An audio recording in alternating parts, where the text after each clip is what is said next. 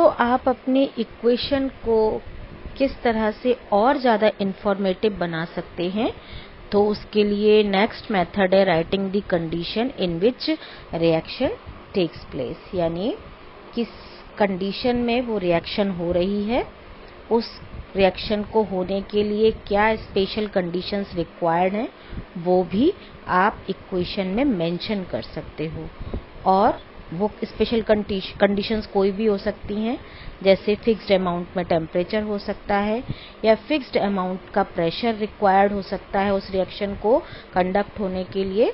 तो ये कंडीशंस आप यहाँ या तो एरो के ऊपर या एरो के नीचे मेंशन कर सकते हैं। जैसे कि आप इस रिएक्शन में देख रहे हैं, यहाँ पर कार्बन मोनोऑक्साइड हाइड्रोजन गैस के साथ रिएक्ट करता है और जो प्रोडक्ट बनता है वो बनता है मीथेनॉल या मिथाइल अल्कोहल। दोनों एक ही बात है, मिथाइल अल्कोहल भी कह सकते हो, मीथेनॉल भी कह सकते हो।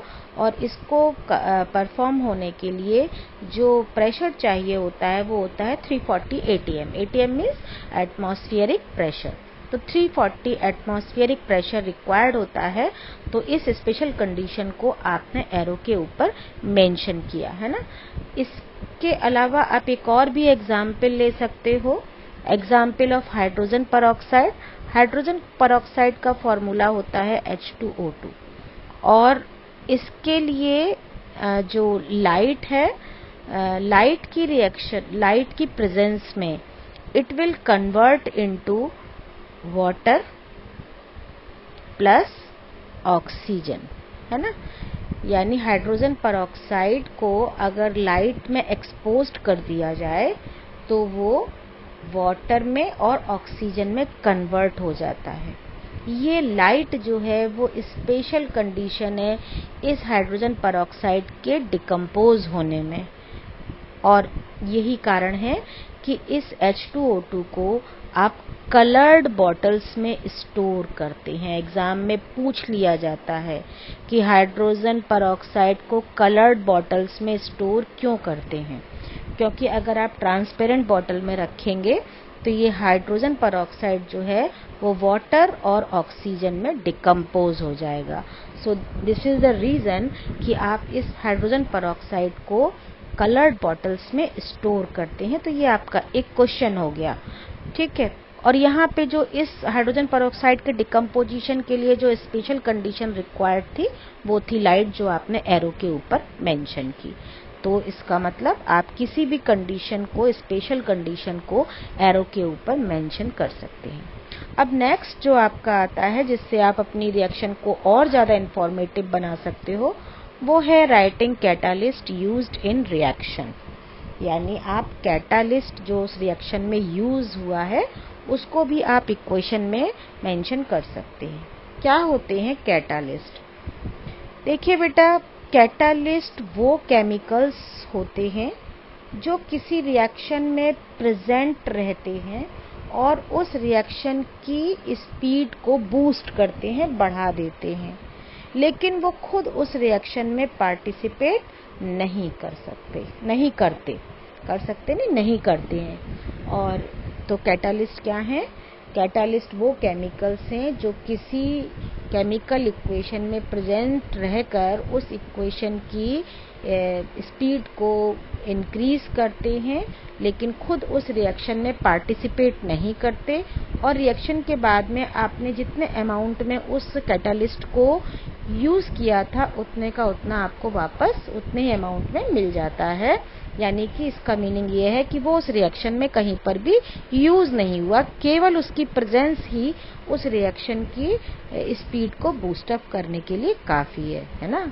एक बहुत अच्छा सा एग्जाम्पल बताऊं, जैसे सुबह सुबह पापा जगा के जाते हैं 4 बजे या 5 बजे, तो फिर नींद आ रही होती है ना, पापा जगा के चले जाते हैं तो सो रहे होते हो, और जब पापा चाय का कप लेके सामने बैठ जाएं तो क्या होता है, फिर अपने आप पढ़ाई होने लगती है। यानी पापा तो नहीं पढ़ रहे हैं, लेकिन पापा की प्रेजेंस जो है वो ही आपकी स्टडी के लिए किसका काम कर रही है?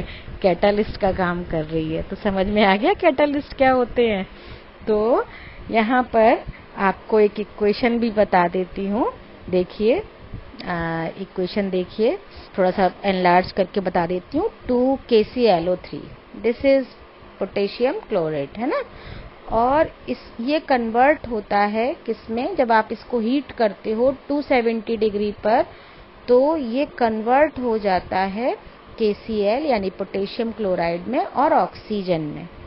तो यहाँ पर आपने देखा कि एरो के ऊपर MnO2 भी लिखा हुआ है ना।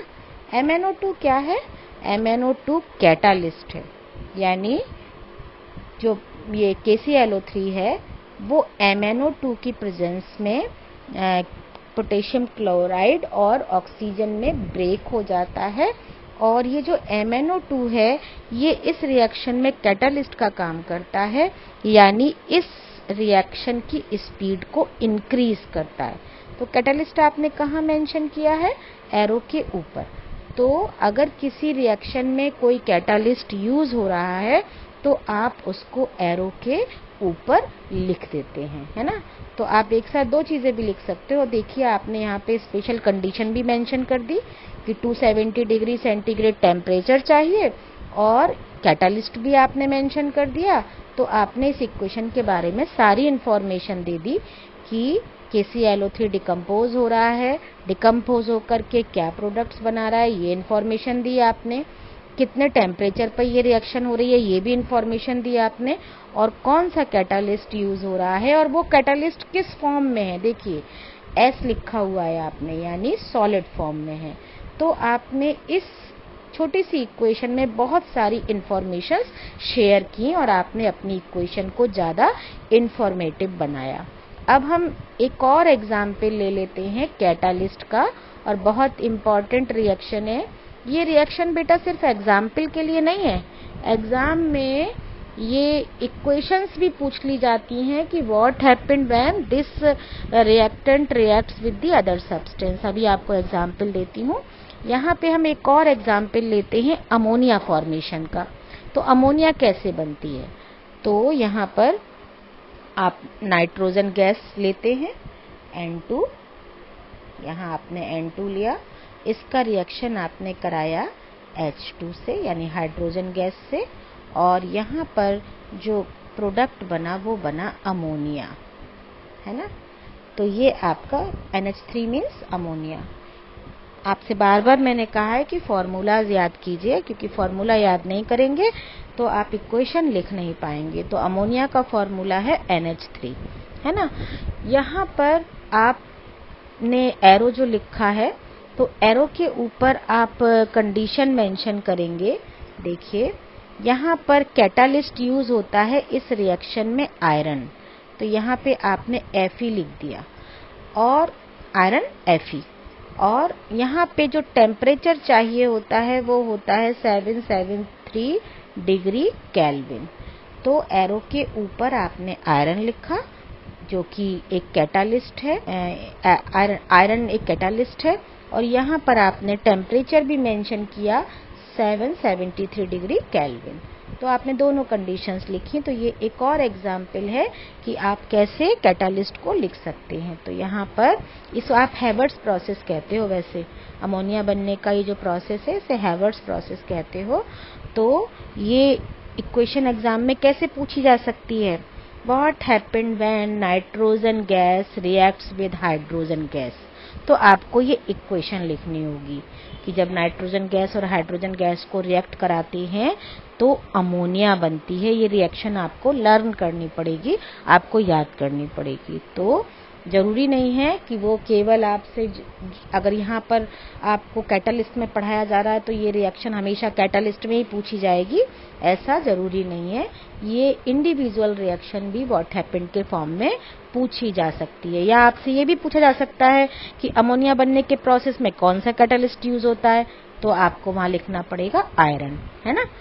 तो या आपसे कहा जा सकता है कि अमोनिया बनने के प्रोसेस में कौन कौन सी स्पेशल कंडीशन रिक्वायर्ड है, तो आपको आयरन और टेम्परेचर दोनों मेंशन करना पड़ेगा। तो इस तरह से आपको हर इक्वेशन को जो आप यहाँ पर लिख रहे हो उसको ना केवल आपको लिखना है बल्कि उनको लर्न भी करना है। जरूरी नहीं है कि वो आप यहाँ पर जिस फॉर्म में पढ़ रहे हो उसी फॉर्म में एग्जाम में पूछी जाए। तो आई होप सो कि आप समझ गए होंगे कि आप अपनी इक्वेशन में ज़्यादा से ज़्यादा इंफॉर्मेशंस कैसे शेयर कर सकते हो। Thank you.